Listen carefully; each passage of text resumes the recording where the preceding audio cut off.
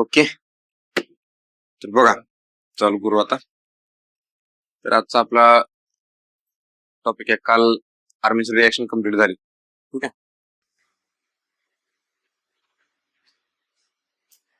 Okay. आज बघायचं आपल्याला कम्युटेशन.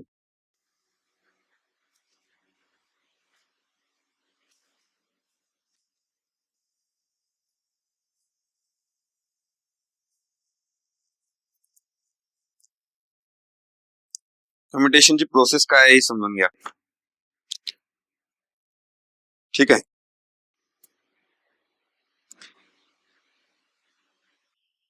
आता बघा, थोडस शेडिंग बघा काय आहे.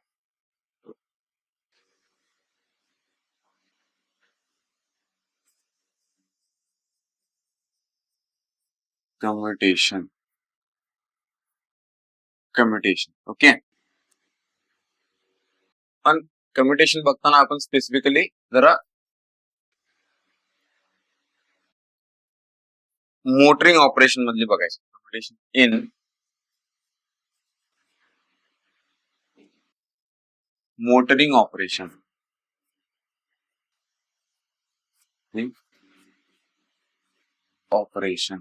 ठीक आहे.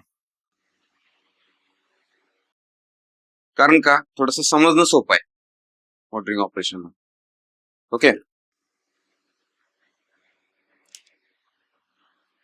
म्हणून मोटरिंग ऑपरेशन मधलं कम्युटेशन बघायचं.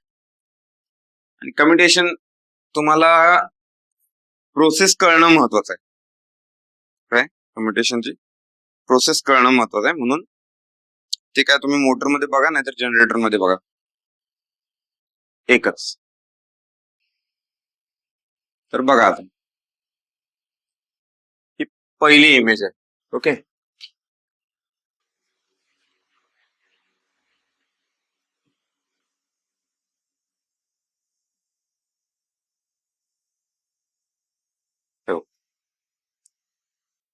पहिली इमेज आहे. यामध्ये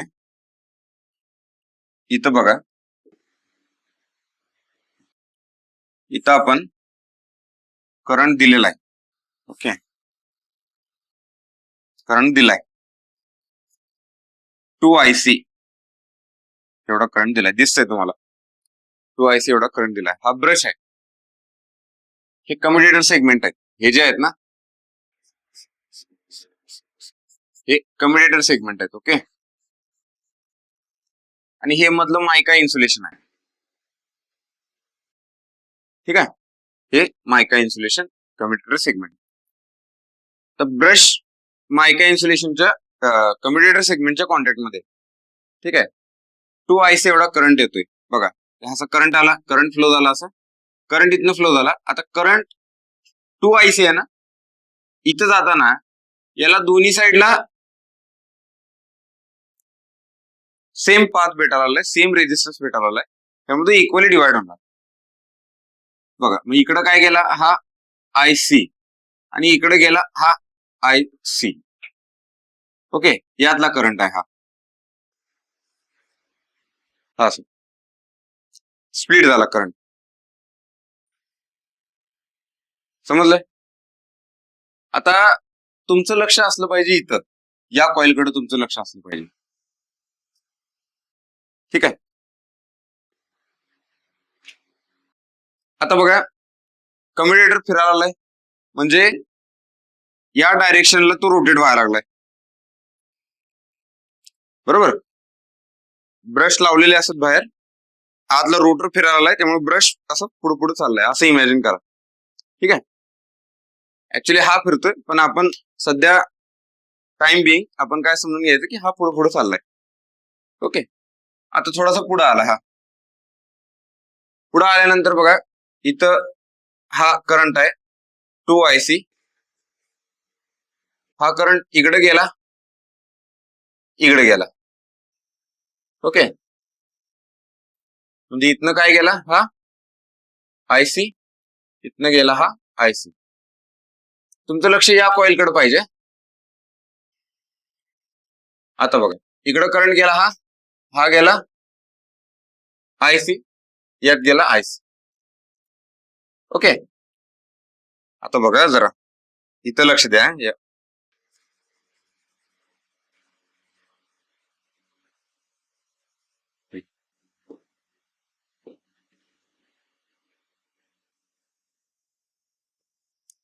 हा, हा गेला आयसी, हा गेला आयसी. आता इथं पण आल्यानंतर इकडे डिवाइड होणार, इकडे डिवाइड होणार, बरोबर. पहिला आपण असंच वाटतंय, नियमानं जाऊ आपण. इथं काय झाला, आयसी बाय 2, इथं आयसी बाय 2. ओके, हा करंट काय आयसी, मग इकडं पण हा काय झाला आयसी बाय 2, आणि इकडं परत झाला हा आयसी बाय 2. आता हा आयसी बाय 2 या डायरेक्शनला पण आहे आणि या डायरेक्शनला पण आहे. काय होणार, कॅन्सल करणार. म्हणजे ऍक्च्युली इथं जो करंट चाललाय, हा जो करंट चाललाय तो काय चाललाय, किती चाललाय, 0 एम्पियर चाललाय यातनं. मग हा सगळा करंट रिअल मध्ये कुठे जाणार आहे, इकडे जाणार आहे आणि इकडे जाणार आहे. म्हणजे हा करंट काय असणार, आयसी बाय 2 नसणार, काय असणार, आयसी. तो पण नंतर डाऊट येतो माझ्याकडे, पहिलाच क्लिअर केलं बघ. ते म्हणते ते आयसी कसं येईल, तुम्ही तिथं डिवाइड केला, इथं का डिवाइड केला, केला डिवाइड, डिवाइड केल्यावर कॅन्सल झाले, कॅन्सल झाल्यावर 0 झाला. मग बाय केसीएल जर 2 आयसी करंट यायला आहे, इथं जर 0 आहे तर इकडे इकडे आयसी द्यायला पाहिजे ना, का आयसी बाय 2 आयसी बाय 2 जाणार. मग आय कुठे गेला करून, इकडे गेला IC by 2 IC by 2, total I आला 2 आहे. मग आय कुठे गेला, बघ नाही, कुठेतरी गेला, हवेत गेला, तसं नाही चालत. हा, असं जर एक्सप्लेनेशन द्यायला की मग निघा म्हणते, वाटर लागा. ठीक आहे, मग तो करंट काय झाला, कॅन्सल झाला, 0 एम्पियर करंट. पहिला काय होतं इथं, आयसी उजव्या डायरेक्शनला होता, उजव्या डायरेक्शन. त्याला त्यांनी काय म्हणले बघा, पॉझिटिव्ह म्हणलंय, त्याला उजवी direction positive. Okay, coil in Y positive IC, पहिला पॉझिटिव्ह होता, परत 0 झाला. आता बघा अजून पुढे गेलो आपण, अजून पुढे गेलो, आता इथनं 2 आयसी करंट आला, हा 2 आयसी, यातनं गेला करंट, इकडे गेला आणि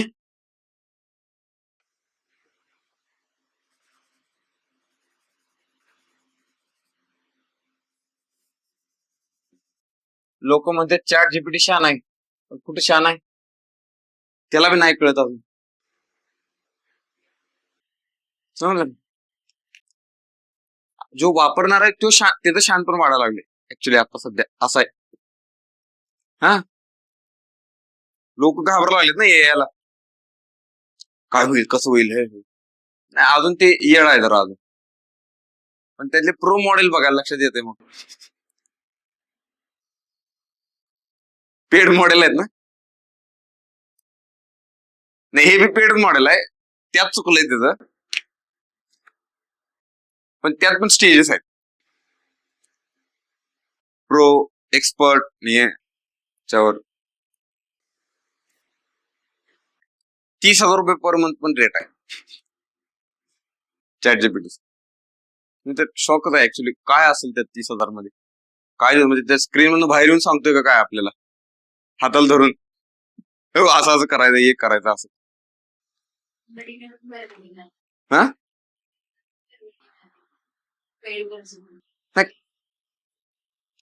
हा म्हणजे प्रायव्हेट कंपन्यांना, हा ते बिझनेस.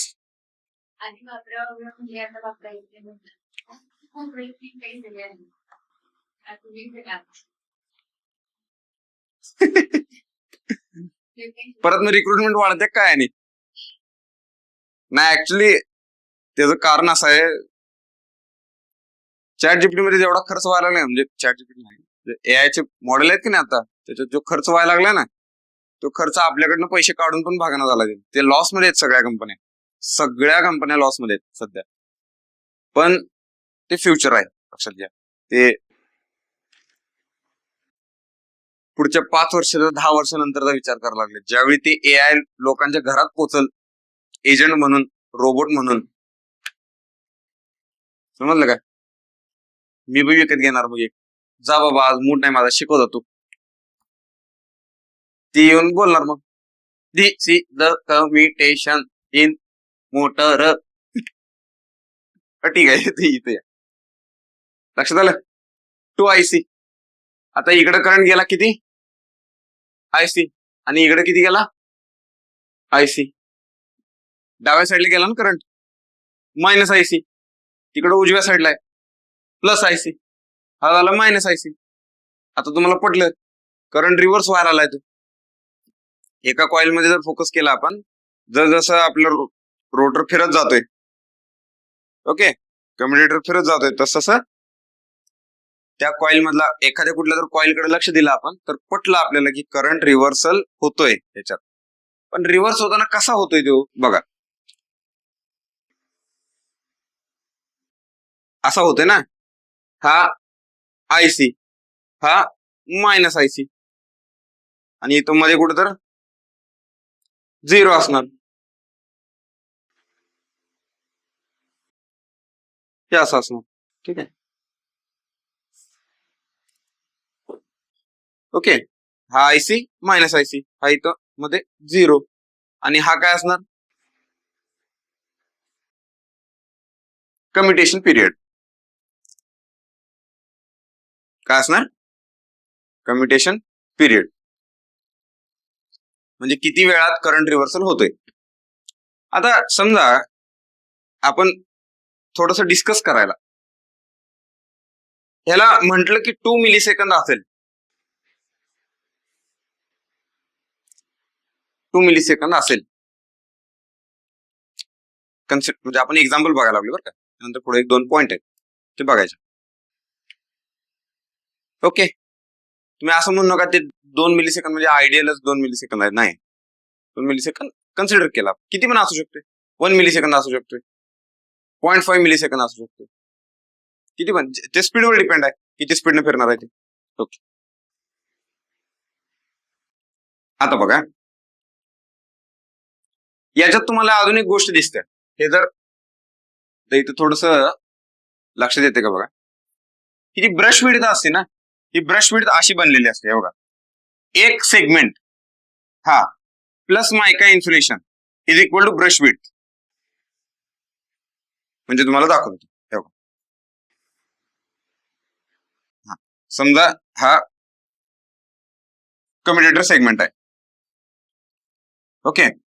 हे काय आहे?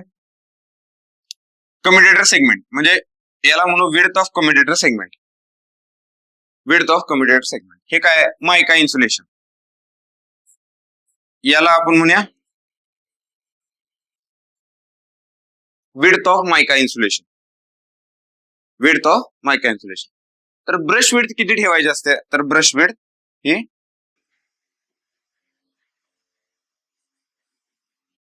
एवढी ठेवायची असते.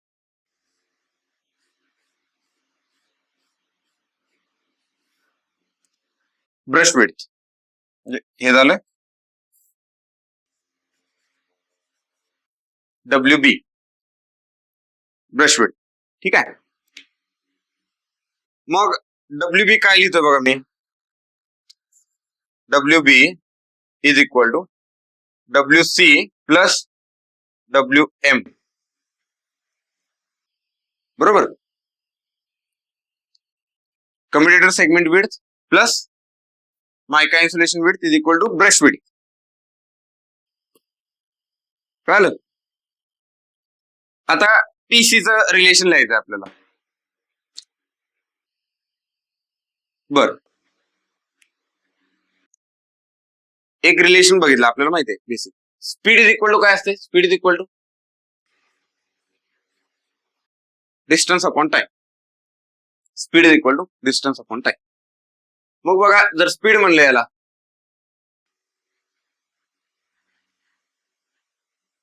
PP म्हणू, peripheral velocity of commutator. VCS म्हणून कम्युटेटर आहे ना त्यात, peripheral velocity of commutator. Okay,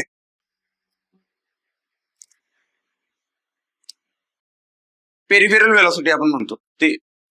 okay, ती असते मीटर पर सेकंड मध्ये. इज इक्वल टू डिस्टन्स काय घेणार, डिस्टन्स घेणार commutator सेगमेंटचं, WC divided by TC. TC म्हणजे कम्युटेशन पिरियड. TC म्हणजे कम्युटेशन पिरियड. हे असं रिलेशन येते. ह्याच्यावर क्वेश्चन आला होता ट्रान्सफरच्या पेपर मध्ये, समजलं या पॉइंटवर. मग WC मी कसं लिहू शकतो इथं, अजून थोडस बघा. WC कसं लिहू शकतो तेव्हा TC is equal to WC कसं लिहू शकतोय, WM करेक्ट, आणि डिवायडेड बाय VC. हे असं, हे रिलेशन महत्वाचे. कळालं तुम्हाला. ओके,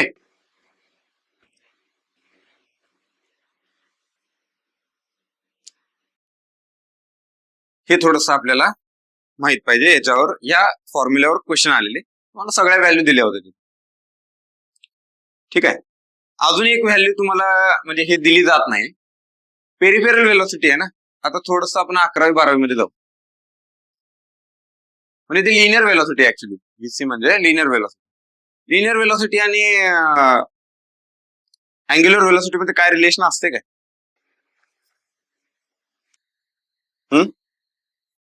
असते का, असते काय असते,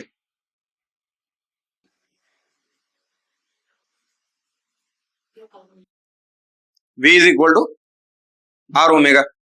बरोबर. आता काय करते, तुम्हाला डायरेक्ट V देत नाहीत, तुम्हाला काय देतात, ओमेगा देतात. ओमेगा म्हणजे काय असते, 2πn/60. ओमेगा म्हणजे 2πn/60. तुम्हाला RPM दिले जाते, आणि तिथं रेडियस ऑफ कम्युटेटर दिलं जाते. किंवा अजून थोडस अवघड करायचं म्हणलं की डायमीटर ऑफ, काय अवघड करते ते, डायमीटर ऑफ कम्युटेटर दिला जातोय.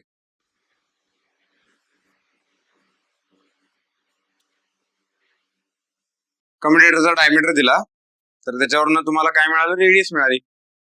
RPM दिलंय, RPM वरनं ओमेगा काढला आणि VC काढला. बाकी दिलेलं असते, mica insulation, width, commutator segment width, brush width, सगळं दिलं जातं. कन्फ्युज करायला काय घ्यायचं तुम्हाला माहित नसतं त्यावेळी. ओके, ब्रश विड्थ दिलेलं असेल, मायका इन्सुलेशन दिलेलं असतं.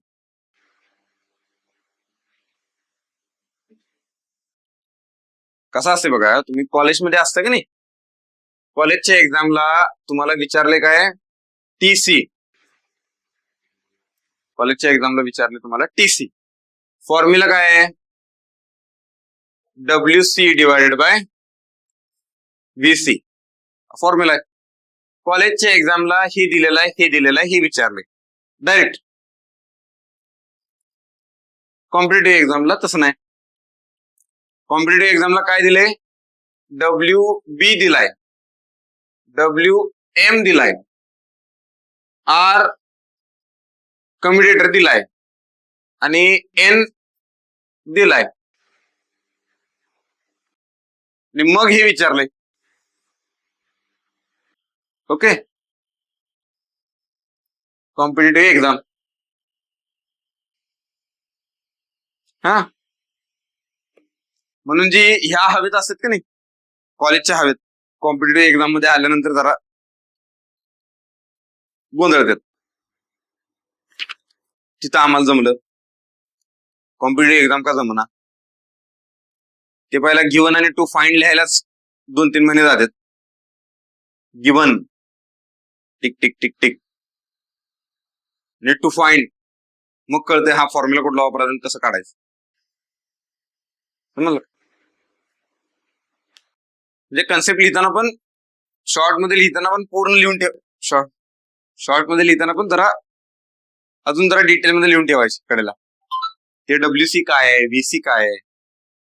VC म्हणजे आर ओमेगा. मग इथं आर म्हणजे काय, हा RC आहे, कम्युटेटर सेगमेंटचं रेडियस आहे. कारण 2 रेडियस आहेत ना तिथं, आहेत का? 2 वेगवेगळे डायमीटर आहेत ना. कुठला एक कम्युटेटरचा आहे, अजून पुढे रोटरचा आहे. रोटरचा डायमीटर मोठा आहे, कम्युटेटरचा डायमीटर लहान आहे. ओके, आता विचार करत करत लई पण आज जाऊ नका, ह्याचा बी डायमीटर द्या म्हणा शाफ्टचा. होतंय असं, कुठे थांबायचं कळत नाही ना आपल्याला. माणूस शिकते विचार करत करत. मग ह्याचा बी द्या, ह्याचा बी द्या. मग सर इथं थोडस नट टाईट करायला थोडासा डिफरन्स दिला, ह्याचा बी द्या. हा, तेच स्पेक्ट्रम आहे ना स्टुडंटचा, सगळ्यांना कंट्रोल करायला. कोण येत आहेत.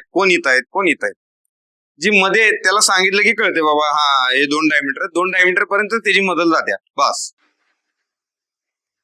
जे येत आहे तो म्हणते कशाला करायचं एवढं, अजून मागं जे आहे का नाही कशाला. आणि जो पुढे आहे ना तो म्हणतो ह्याचा बी द्या sir, I am able to find it. मग ह्या दोघांना कंट्रोल करायला लागते, त्यांना मध्ये आणायला लागते. बाबा इथं एक्झाम आहे, लय पुढे बी जाऊ नको, म्हणजे लय शाने बी होऊ नको, लय मागे बी राहू नको. हा चला, आता हे झालं. आता बघा पुढं काय असते, मी तुम्हाला काय सांगितली एक गोष्ट, TC हा 2 मिलीसेकंद म्हटलं. एक्झाम्पल, फॉर एक्झाम्पल कन्सिडर केलं. आता कम्युटेशनचे टाईप आहेत. कम्युटेशन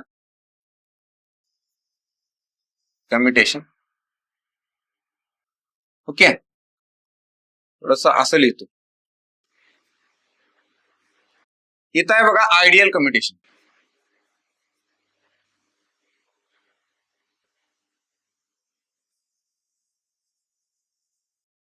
ओव्हर कम्युटेशन,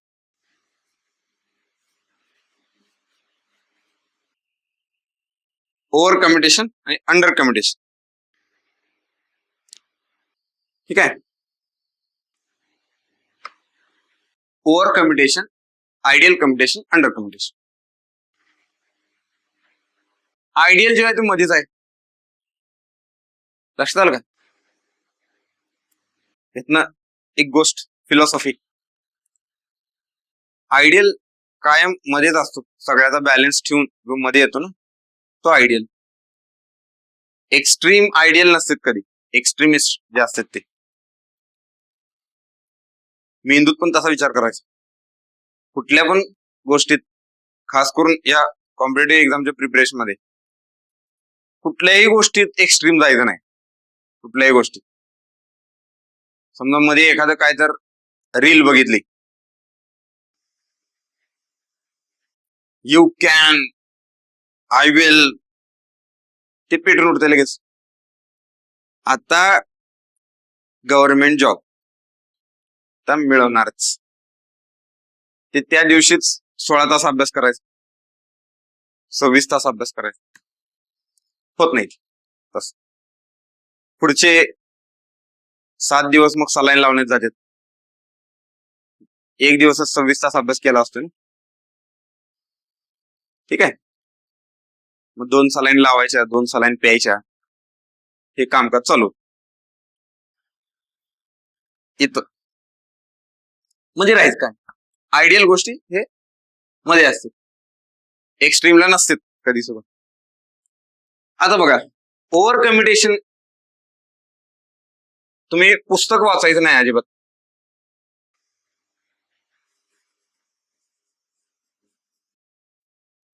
एवढंच लक्षात राहिलं पाहिजे.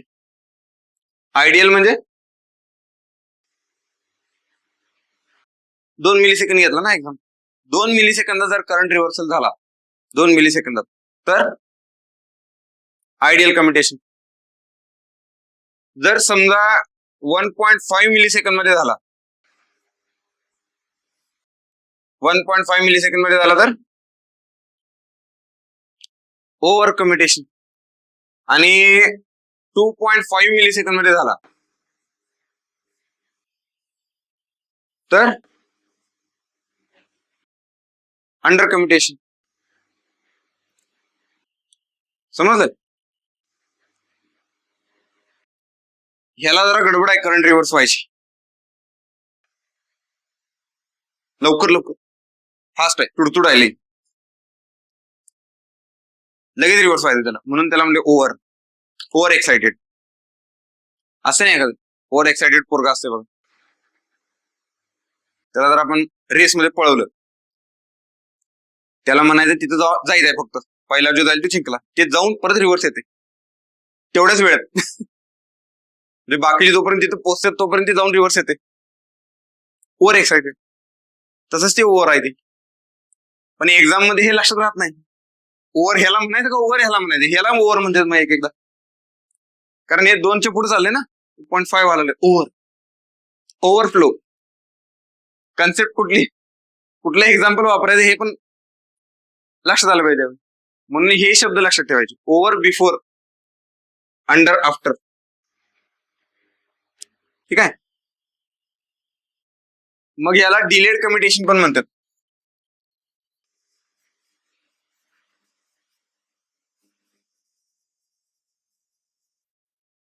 Delayed commutation. ठीक आहे. अंडर कम्युटेशन किंवा अजून शब्द आहे काय, स्लो कम्युटेशन.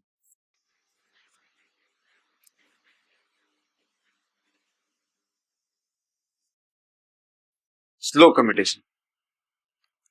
ठीक आहे.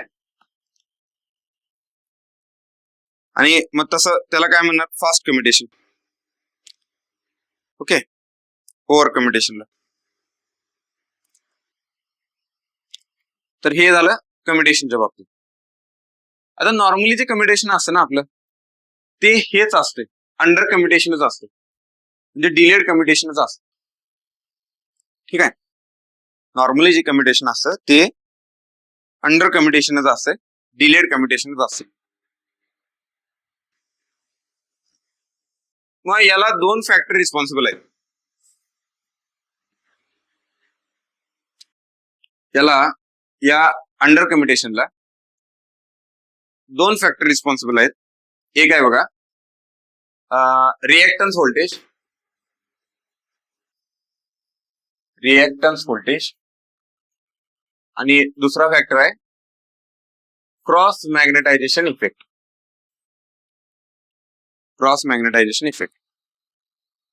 हे 2 फॅक्टर रिस्पॉन्सिबल आहेत त्याला. ठीक आहे.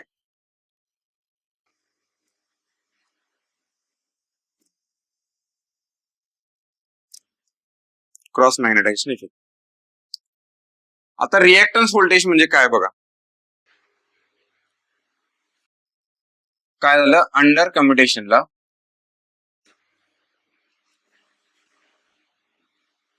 काय बघा, अंडर कम्युटेशनला 2 फॅक्टर रिस्पॉन्सिबल आहेत. एक रिएक्टन्स व्होल्टेज,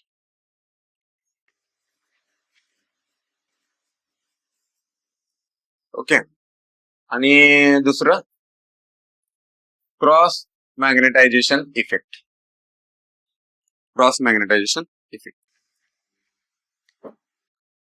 ओके. आता रिएक्टन्स व्होल्टेज म्हणजे काय, आता तुम्ही आता एक डायग्राम बघितली असेल, काय बघा,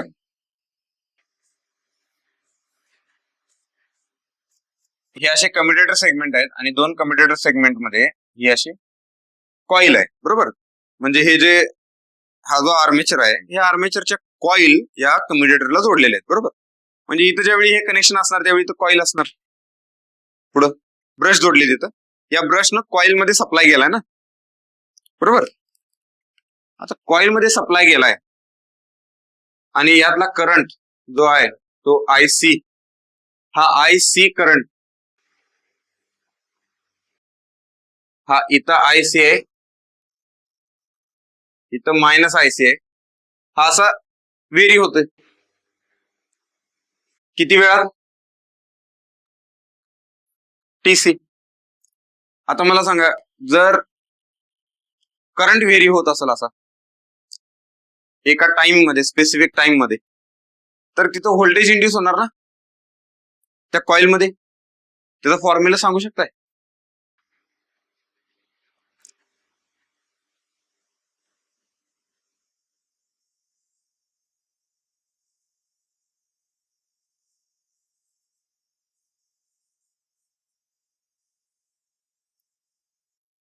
हा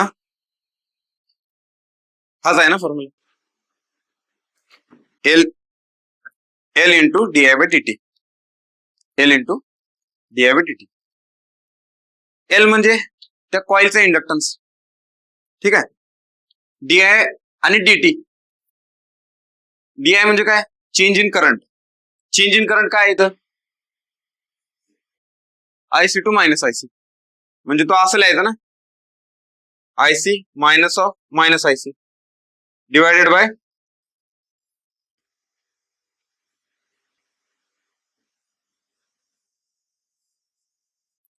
IC minus of minus IC divided by DT म्हणजे टीसी. बरोबर. मग यानं काय झाला फॉर्म्युला हा? Two L I C divided by TC. हे काय झालं? Reactance voltage. Reactance voltage. आता ह्याच्यामुळं रिएक्टन्स व्होल्टेज तर तुम्हाला कळालं, पण ह्याच्यामुळं काय होतंय नक्की? डिलेड कम्युटेशन कसं होतंय किंवा अंडर कम्युटेशन कसं होतंय बघा. आता इथे लेन्स टपकला, परत टपकला म्हणाल नको, कुलदैवत आहेत आपले.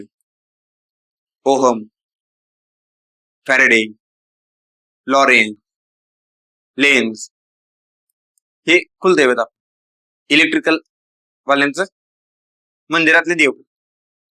ओके. कारण ह्यांच्याशिवाय काय चालत नाही हो, त्यांना आठवायलाच लागते. त्यांना आता इथं आठवलं काय असं लगेच देवा देवा देवा. लेन्स. तर लेन्स काय म्हणतोय की हे जे तयार झाले हे आता या चेंज इन करंटला अपोज करणार, आणि आपल्याला करंट चेंज करायचा आहे फास्ट. बरोबर. त्याला 2 मिली सेकंदात रिव्हर्स करायचा आहे. आता हे आला ना तिथं, रिएक्टन्स व्होल्टेज त्या करंटला रिव्हर्स होऊ देत नाही because of lens law. Effect opposes cause. Effect आहे ER रिएक्टन्स व्होल्टेज, कॉज कोण आहे? Changing current. Effect opposes cause हा चेंजिंग करंट यातला, म्हणून त्यानं काय होतंय, त्याला स्लो करता येते, लगेच चेंज व्हायचं नाही. स्टॅच्यू स्टॅच्यू सारखं सारखं म्हणत असेल ते हळूहळू हळूहळू रिव्हर्स होतोय करंट. म्हणून काय झालं ते अंडर कम्युटेशन. अंडर कम्युटेशन म्हणजे इथे लिहितो डिलेड कम्युटेशन.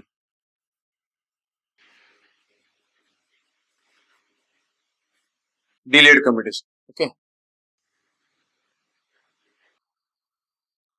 Delayed commutation. ठीक आहे. त्यानंतर बघा पुढचा आहे क्रॉस मॅग्नेटायझेशन इफेक्ट. आता आपण 3 इफेक्ट बघितले. कुठले कुठले? डिमॅग्नेटायझेशन, मॅग्नेटायझेशन आणि क्रॉस मॅग्नेटायझेशन. आता क्रॉस मॅग्नेटायझेशन काय असते बघा, थोडक्यात सांगतो तुम्हाला. तुम्हाला कळालेलं आहे पण बहुतेक माझ्या बोलण्यात ते आलं नाही.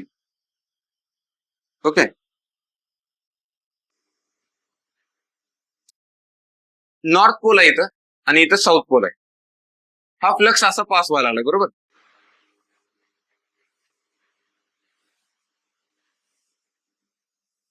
हा फ्लक्स असा पास व्हायला लागला, ठीक आहे.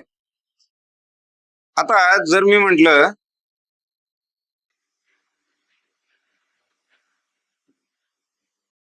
याची जी मॅग्नेटिक न्यूट्रल ऍक्सिस आहे ती बरोबर मध्ये आहे, अशी मॅग्नेटिक न्यूट्रल ऍक्सिस मध्ये. म्हणजे काय, ह्याचा अर्थ काय की इथं जर मी एखादा मॅग्नेट ठेवला किंवा एखादा जर आयर्नचं मटेरियल ठेवलं, मॅग्नेटिक मटेरियल ठेवलं, तर त्या मॅग्नेटिक मटेरियलवर या दोन सेपरेट मॅग्नेट्स मुळे इथं फ्लक्स किंवा डिफ्लेक्शन एनी फोर्स ऍक्ट होणार नाही, बरोबर. म्हणून त्याला आपण म्हणतो तुम्ही इथं कुठेही ठेवा, या ऍक्सिसवर कुठेही ठेवा. इथं मध्ये तुम्ही घरी गेल्यावर करून पण बघा, बार मॅग्नेट घ्या, त्याच्यामध्ये एखादं काय तर लोखंडाचा मोळा वगैरे त्याला मध्ये चिकटतोय का बघा, नाही चिकटत.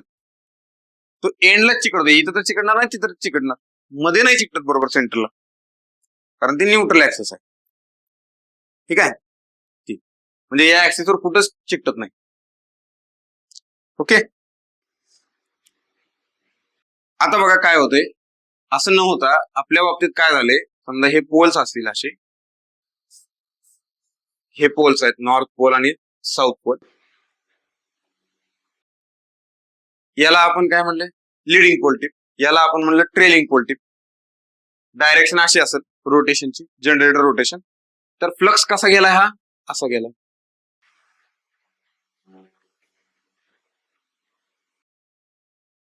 असा गेला ना फ्लक्स, फ्लक्स असा पास झाला. मग बघा आता ही जी ऍक्सिस होती इथं, याच्याऐवजी माझी मॅग्नेटिक न्यूट्रल ऍक्सिस कुठे शिफ्ट झाली, इथं शिफ्ट झाली, इथं शिफ्ट झाली. ओके, आता इथं पहिला होती, आता ती पुढे शिफ्ट झाली. का बरं असं झालं, कारण हा जो फ्लक्स असा जात होता, फ्लक्स बघा जो पहिला असं जात होता त्याचा इथं आपल्याला न्यूट्रल पॉइंट येत होता, न्यूट्रल ऍक्सिस मिळत होती. आता तो जर असा तिरका झाला तरी इथं मला फ्लक्स मिळणार ना. ओके, थोडासा फ्लक्स मिळाला, म्हणजे या पॉइंटला जर मी इथंच राहिलो, इथंच मी एखादं माझं मॅग्नेटिक मटेरियल ठेवलं तर इथं मला फ्लक्स मिळणार आहे थोडासा.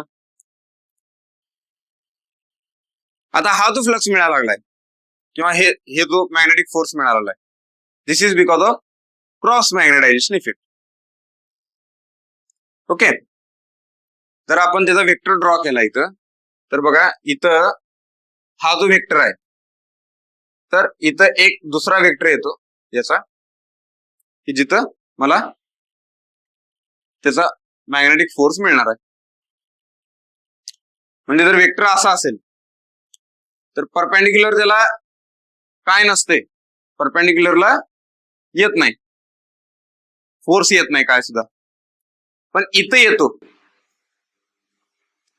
या रिजन मध्ये येतो. ठीक आहे, त्या रिजन मध्ये येतो आणि तो ही जी मॅग्नेटिक लाईन आहे ना, ही जी मॅग्नेटिक लाईन आहे, लाईन ऑफ फोर्स, त्याला तो क्रॉस करतोय. ठीक आहे, असं समजा तो इंटरसेक्ट करतोय, क्रॉस करतोय, म्हणून ती क्रॉस मॅग्नेटायझेशन इफेक्ट. आणि उरलेले दोन कुठले आहेत, मॅग्नेटायझेशन आणि डिमॅग्नेटायझेशन. मॅग्नेटायझेशन आणि डिमॅग्नेटायझेशन. ओके, आता हे जो क्रॉस इफेक्ट मिळायला लागलाय मला, म्हणजे जे या साईडहून या साईडला फ्लक्स जायला पाहिजे होता किंवा या साईडहून या साईडला फ्लक्स जायला पाहिजे होता, या नॉर्थ टू साऊथ फ्लक्स जायला पाहिजे होता. आणि माझी अपेक्षा काय होती, इथं मिळायला नाही पाहिजे मला, काय या मॅग्नेटिक न्यूट्रल ऍक्सिसला मिळायला नाही पाहिजे, पण तिथं पण मला डिफ्लेक्शन मिळायला लागले, मॅग्नेटिक फोर्स मिळायला लागलाय.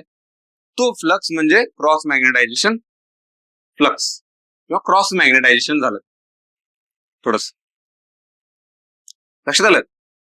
आता बघा ज्यावेळी इथं फ्लक्स आला, आता जिथं परत हा ब्रश आहे, इथं हा ब्रश आहे. ओके, आता ते जरा लक्षात ठेवा. हे बघा, आता इथं हा ब्रश आहे. ओके, आणि इथं हा कम्युटेटर सेगमेंट आहे, असं दाखवलं. हा कम्युटेटर सेगमेंट WC आणि हा आहे WB, हा WM मायका इन्सुलेशन. ओके, आणि इथं कॉईल असणार आहे ही, आणि पुढचा कम्युटेटर सेगमेंट. ठीक आहे, असू द्या. हा WC पुढचा कॉईल आहे. ओके, आता बघा पहिला या ह्याला ब्रश होता, इथं ब्रश होता बरोबर. आणि आपले एक्सपेक्टेशन काय आहे की तिथं फ्लक्स 0 असला पाहिजे. तिथं जी कॉईल कनेक्टेड आहे तिथं फ्लक्स 0 असला पाहिजे. फ्लक्स 0 असेल तर त्या कॉईल मधला करंट मला 0 मिळणार, EMF इंड्यूस 0 मिळणार. पण because of cross magnetization effect तिथं आता थोडासा फ्लक्स यायला लागलाय. फ्लक्स यायला लागलाय म्हणल्यावर कॉईल आता तो फ्लक्स कट करणार ना. ही ज्या आर्मेचर कॉईल आहे, ह्या ज्या आर्मेचर कॉईल आहेत ज्या आपण कम्युटेटरला जोडलेले आहेत ते फ्लक्स कट करणार. म्हणजे त्या कॉईल मध्ये EMF इंड्यूस होणार. म्हणजे याच्यात EMF इंड्यूस झाला, हा EMF इंड्यूस झाला. आता हा EMF इंड्यूस झाला तर काय होतंय बघा, ह्यातनं करंट फ्लो व्हायला चालू होतोय. आणि हा EMF जर इथं जी एअर गॅप असते छोटी ब्रश मध्ये आणि कम्युटेटर सेगमेंट मध्ये ते ऍक्च्युली कनेक्टेड असतात, पण थोडीशी का होईना एअर गॅप येणारच ना तिथं, एकदम स्मॉल पार्ट मध्ये येणार. म्हणजे तुम्ही किती जरी म्हटलं बघा, हा कम्युटेटर आहे, हे माझे 2 ब्रशेस आहेत, टेकवलेत मी, पण जरा तर थोडी एअर गॅप येणार कुठं तर. समजा इथला पोर्शन थोडासा वेअर अँड टिअर मध्ये घासला गेला हा, तर थोडस कुठं तर कडेला एअर गॅप येणार, इकडे एअर गॅप येणार. आता त्या एअर गॅप मध्ये काय होतंय, इथं because of this voltage this air gap will start to break down. म्हणजे काय होतंय, इथली जी एअर आहे ती एअर आयोनाइज व्हायला चालू होते, आयोनाइज होते. ती आयोनाइज झाली त्यामुळे इथनं करंट फ्लो व्हायला चालू होते आणि तेच तुम्हाला स्पार्कच्या भाषेत दिसते. म्हणजे स्पार्कच्या फॉर्म मध्ये दिसते, भाषेत नाही, फॉर्म मध्ये स्पार्कच्या भाषेत दिसते. ठीक आहे, म्हणून त्याला आपण म्हणतो स्पार्किंग. समजलं. आता बघा प्रोसेस काय काय झाली, हे व्होल्टेज तयार झालं, त्याच्यामुळे एअर ब्रेकडाऊन झाली. त्याच्या आधी एअर आयोनाइज झाली. आयोनाइज म्हणजे माहिती आहे ना प्रोसेस.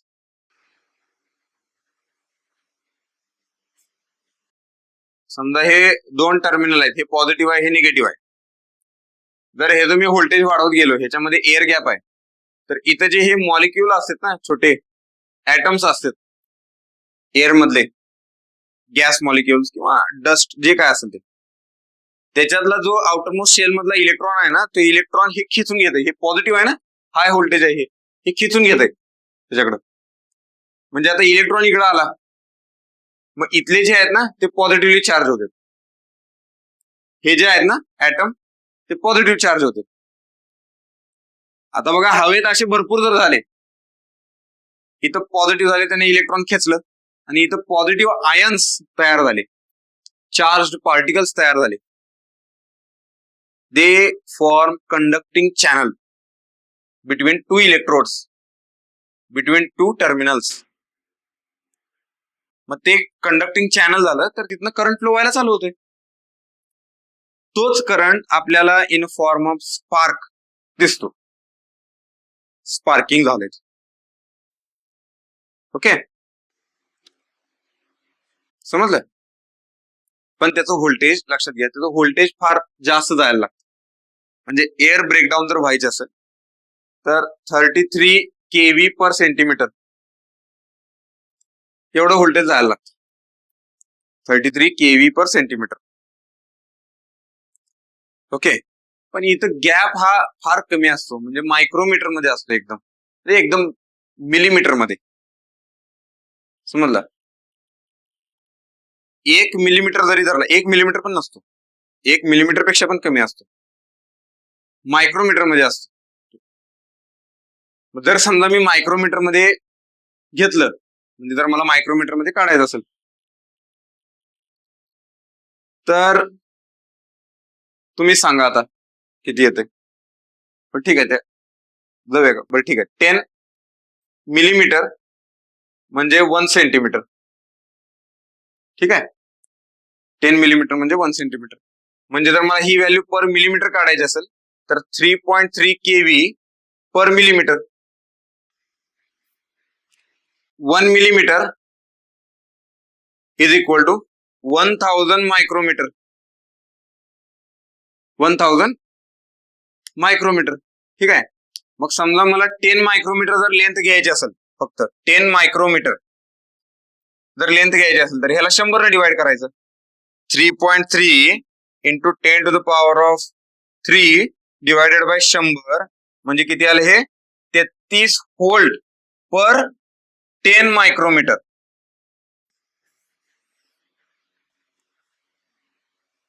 म्हणजे 10 मायक्रोमीटरची लेंथ असेल 10 मायक्रोमीटर एवढं नसणार आहे बघा, ते दाखवलं तेवढं एकदम कमी असणार आहे. दाखवतो पण येत नाही मला. तेवढी कमी गॅप आहे त्या ब्रशमध्ये आणि कम्प्युटर सेगमेंटमध्ये. तर तिथे 33 व्होल्ट जरी तयार झालं तरी ती एअर ब्रेकडाऊन होणार आहे. तुम्ही समजून घ्या, एक अंदाज बांधा त्याचा. ठीक आहे. तरी एअर ब्रेकडाऊन होणार. समजलं? घरी करून बघा, पण इन सुपरविजन ऑफ एक्सपर्ट्स. काहीतरी जाळून ठेवाल. ओके. आपले 33 व्होल्ट तुम्हाला कुठं मिळेल? नाही, काय करू नका घरात, तुमच्या ओन रिस्कवर करा. काय जर जळलं बिळलं काय मला माहित नाही. नाहीतर आपला कोर्स कम्प्लीट झाला की मग हे करा. ओके. क्लासेस पूर्ण झाले. तर बघा हे 1 mm तर हे जाऊ दे. म्हणजे मला काय सांगायचं, एवढं कमी व्होल्टेज जरी आलं तरी इथं स्पार्किंग होणार आहे. मग त्या स्पार्किंग मुळे काय काय झाले तिथं, आता करंट रिव्हर्सलला उशीर झालाय, कारण ही सगळी प्रोसेस व्हायला लागली ना. आपल्याला अपेक्षा आहे बाबा 2 मिली सेकंदात होऊ दे की करंट रिव्हर्स, पण इथं तोपर्यंत एवढं सगळं व्हायला लागलंय. आता हे व्होल्टेज जे तयार झाले ते व्होल्टेज करंटला लगेच रिव्हर्स होऊ देत नाही. पहिला त्यानं अडवून धरलंय. दुसरी गोष्ट, हे व्होल्टेज तयार कशामुळे झाले, कारण तो तिथं फ्लक्स यायला लागलाय. तो कुठला फ्लक्स आहे? Because of cross magnetization effect. त्या फ्लक्स मुळे हा ईएमएफ आला. हा ईएमएफ करंट रिव्हर्स होऊ देत नाही. या ईएमएफ मुळे इथं एअर आयोनाइज झाल्या. त्या आयोनायझेशन मुळे करंट फ्लो व्हायला लागलाय. तोच म्हणजे स्पार्क. ही सगळी प्रोसेस व्हायला लागल्या. मग त्याला 2 सेकंदापेक्षा जास्त वेळ द्यायला लागणार जास्त वेळ जरा, तर एवढं सगळं व्हायला लागलं. मग या प्रोसेसमुळे काय होतंय, डिलेड कम्युटेशन. म्हणजे कम्युटेशनला जरा उशीर होते. ठीक आहे. कम्युटेशनला जरा उशीर होते. म्हणून बघा अंडर कम्युटेशन मध्ये ह्या 2 गोष्टी त्यांनी सांगितल्या. ठीक आहे. रिएक्टन्स व्होल्टेज आणि क्रॉस मॅग्नेटायझेशन इफेक्ट. समजलं? Cross magnetization effect. ओके.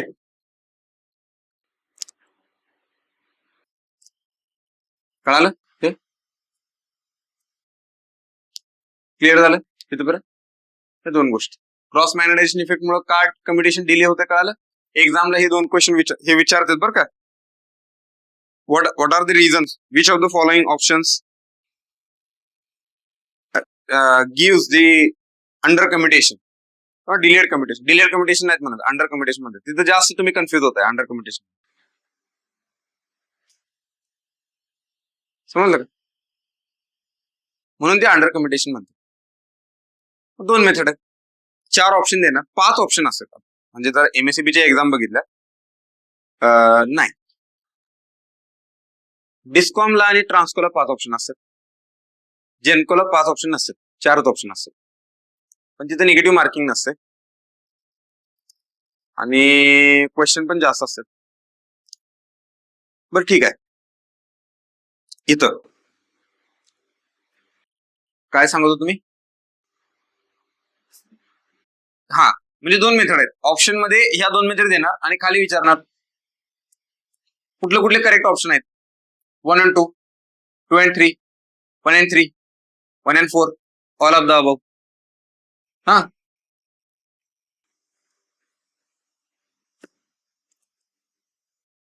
तर असे क्वेश्चन येतात. ठीक आहे.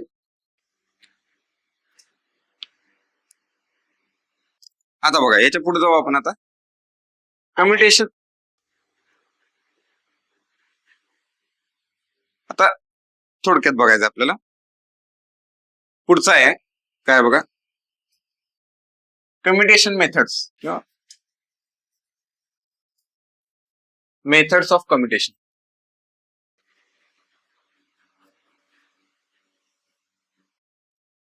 एक आहे रेजिस्टन्स कम्युटेशन आणि दुसरं आहे व्होल्टेज किंवा ईएमएफ कम्युटेशन.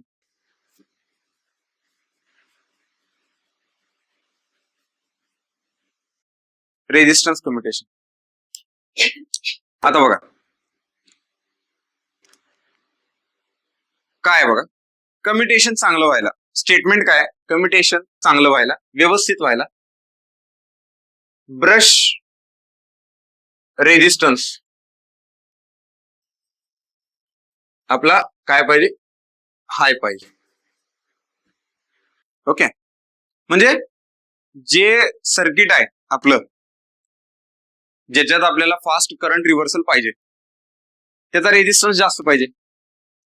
मग आता करंट रिव्हर्सलच्या सर्किटमध्ये कोण कोण आहे, कॉईल आहे,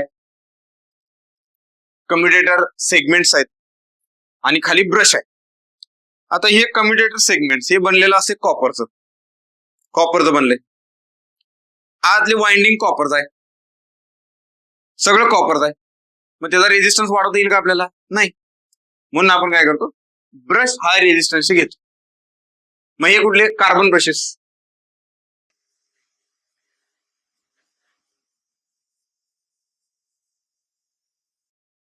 कार्बन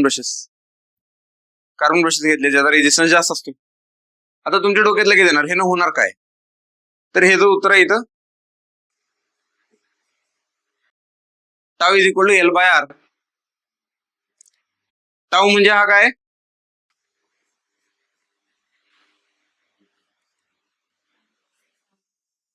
जो करंट रिव्हर्स करणार आहे तेवढा टाइम पिरियड. ऑलरेडी डिले झाले ते, म्हणजे 2.5 सेकंदात व्हायला लागले ना, डिलेड कम्युटेशन आहे ते. त्याचा जर टाइम कमी करायचा असेल मला, त्याला वाढवायला लागणार आहे ना, म्हणून हे घ्यायचे resistance commutation. Okay, resistance commutation simple. दुसरं काय, व्होल्टेज किंवा ईएमएफ कम्युटेशन. व्होल्टेज किंवा ईएमएफ कम्युटेशन. आता हे काय बघा, ह्याच्यासाठी इंटरपोल घ्यायचे. इंटरपोल आता बघितलंय आपण, इंटरपोल. ठीक आहे, इंटरपोल मुळे काय केलं, इंटरपोलर वाइंडिंग त्याच्यावर आलं ना, इंटरपोलर वाइंडिंग. Interpolar winding. आता इंटरपोलर वाइंडिंग हे असं series with armature winding. Series with armature winding आणि काय असते, in flux opposition manner. Okay, किंवा फेज अपोजिशन मॅनर मध्ये असते. जो आर्मेचर फ्लक्स तयार करणार आहे ना, तो फ्लक्स यानं नलिफाय केला पाहिजे. कारण आर्मेचरचा फ्लक्स मेन फील्ड फ्लक्सला म्हणजे डिस्टॉर्ट करायला लागलाय, बिघडवायला लागलाय. ओके, जे कॉम्पेन्सेटिंग वाइंडिंगचं जे पर्पज आहे का नाही तेच हे फुलफिल करतात. पण कॉम्पेन्सेटिंग वाइंडिंग करण्याला जास्त खर्च आहे, ते काम एक्सपर्टचं काम जास्त. It requires more expertise. Interpole टाकायला एक्सपर्टीज लागत नाही, म्हणून ते मोठ्या मशीनला वापरतात. It is costly method compensating winding. पण असंच असे ना, कॉम्पेन्सेटिंग वाइंडिंग मुळे काय इफेक्ट झाले ते आम्ही स्टडी केले आणि त्याचे इफेक्ट इंटरपोल मधनं आणायचा प्रयत्न केला. म्हणून हे series with armature winding and in phase opposition to armature winding. का बरं, कारण जो आर्मेचर फ्लक्स तयार करायला लागलाय तो नलिफाय व्हायला पाहिजे. बरोबर, नलिफाय व्हायला. आता काय होतंय बघा,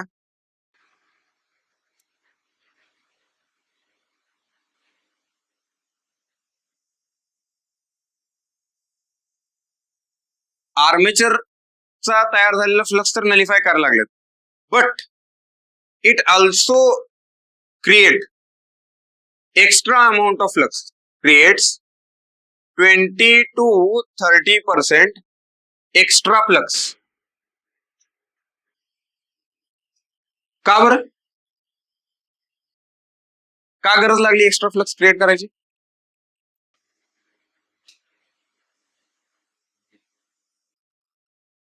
net effect of armature reaction काय? डिमॅग्नेटायझिंग. तर डिमॅग्नेटाइज झालाय ना. डिझाईन करताना तुमची फ्लक्सची व्हॅल्यू फिक्स आहे. ऑपरेशनच्या वेळी फ्लक्स जो पाहिजे होता तो कमी झालाय, मग तुम्हाला फ्लक्स जास्त पाहिजे ना, थोडासा एक्स्ट्रा पाहिजे, जो डिमॅग्नेटाइझिंग मुळे कमी झालाय तो. त्यामुळे ह्याच्याकडे जरा एक्स्ट्रा दिलं जाते, 20 to 30% एक्स्ट्रा फ्लक्स. आणि मग याच्यामुळे काय होतंय, हा जो एक्स्ट्रा फ्लक्स तयार होतोय त्या एक्स्ट्रा फ्लक्स मुळे बघा, ऑलरेडी हे फेज अपोजिशन मॅनर मध्ये आर्मेचर वाइंडिंग मध्ये रिएक्टन्स व्होल्टेज तयार व्हायला लागले, बरोबर. आर्मेचर वाइंडिंग मध्ये रिएक्टन्स व्होल्टेज तयार व्हायला लागले. ओके. मग इंटरपोलर वाइंडिंग मध्ये पण व्होल्टेज तयार होणार, कारण it creates 20 to 30% extra flux. याच्यात पण व्होल्टेज तयार होणार. मग हे आपण म्हणूया ई आय. आणि ई आय इंटरपोलर वाइंडिंग मध्ये जो ईएमएफ तयार होतोय तो याला अपोज करतोय.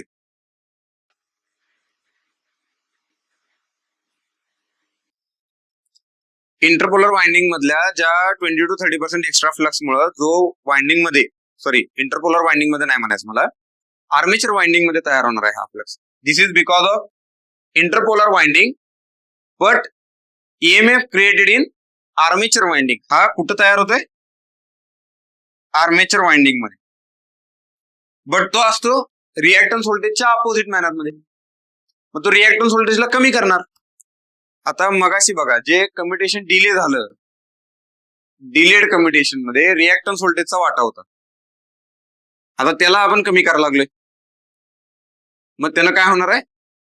कम्युटेशन इम्प्रूव्ह होणार. कम्युटेशन इम्प्रूव्ह होणार. मग हे सगळे खेळ खेळले आपण. समजलं? कळालं? कसं व्होल्टेज किंवा ईएमएफ कम्युटेशन इंटरपोल घेतले. आता इंटरपोलचा शेप पण लक्षात ठेवा, असा असतो. हा बेस आहे, ब्रॉडर ऍट बेस आणि tapering at the tip. Tapering असो, टेपर्ड. ओके, असं करतात, असा शेप असतो त्याचा. आणि एअर गॅप लेंथ, याची जी एअर गॅप लेंथ असते ना, म्हणजे समजा इथं रोटर आहे, आपण असं म्हणू इथं रोटर आहे, ही जी एजी आहे, एजी एजी ओजी लोजी सिनोजी, त्यातलं एजी, एजी मोर कुणापेक्षा, कुणाच्या एजी पेक्षा? हा हा आर्मेचरच्या. हे बघा, आता इथं बघ तुम्हाला डायग्राम दाखव. हे बघा, हा रोटर आहे,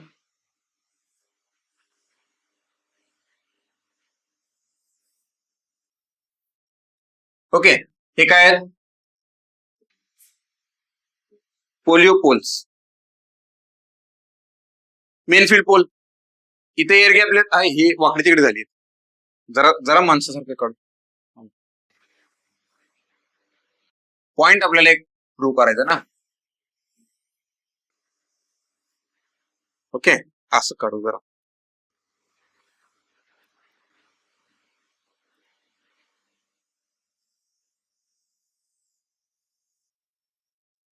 ओके, ही एअर गॅप लेंथ आहे. इंटरपोल इथे ठेवणार, ते इंटरपोल असे असेल.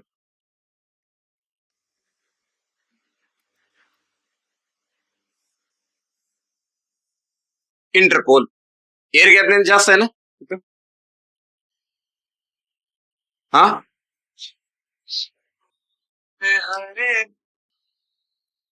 जरा एक मिनिट. तर बघा इथं दिसतं तुम्हाला, ही एअर गॅप लेंथ कमी आहे बरोबर, आणि इथे एअर गॅप लेंथ जास्त आहे. इंटरपोल, इंटरपोल, मेन पोल आणि मोर एजी, आणि इथं लेस एजी. ठीक आहे. का करतात पण एअर गॅप लेंथ जास्त का ठेवतात?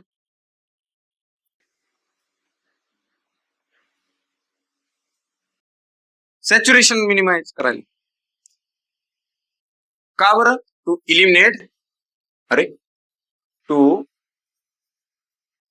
Eliminate saturation effect. To eliminate saturation effect. समजलं? तर हे असं आपलं आजचं डिस्कशन आहे. अजून एक गोष्ट लक्षात ठेवा, आता लार्ज मशीन मध्ये, लार्ज मशीन्स मध्ये Interpol's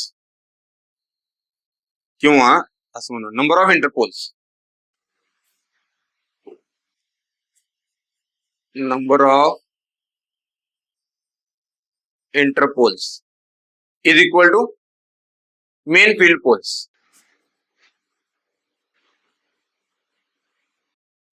number of interpoles is equal to main field pole large machine मध्ये.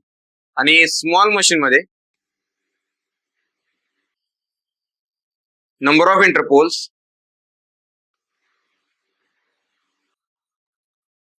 is equal to half the number of main field poles.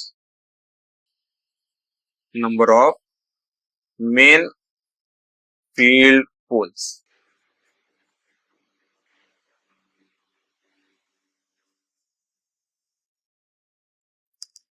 Half the number of main field. असे हे एक्झामला question येऊ शकतात. Okay. आणि हे जे आपलं डिस्कशन झालं हे काय, मेथड्स ऑफ कम्युटेशन किंवा असं म्हणूया याला इम्प्रुव्हमेंट मेथड्स, म्हणजे कम्युटेशन इम्प्रूव्ह करायच्या मेथड्स. ठीक आहे. मग अजून कुठल्या कुठल्या आहेत कम्युटेशन इम्प्रूव्ह करायच्या मेथड्स?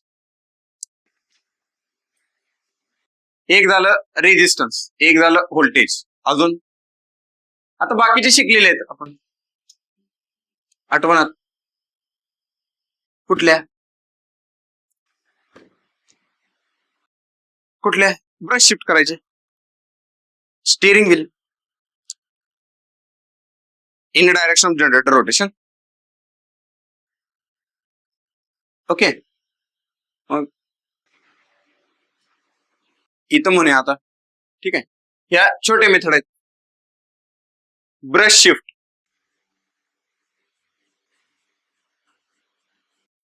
एवढंच लिहिणार मी, पुढचं तुम्ही लिहायचं. जनरेटरच्या बाबतीत काय असणार? जनरेटरच्या बाबतीत त्याच्या ज्या रोटरची डायरेक्शन आहे त्या डायरेक्शनला शिफ्ट करायचे, आणि मोटरच्या बाबतीत मोटरचे जे रोटेशन असणार आहे त्याच्या अपोजिट मध्ये शिफ्ट करायचे. ठीक आहे. ब्रश शिफ्ट करायचे. अजून कुठली आहे? आताच नाव घेतलं मी.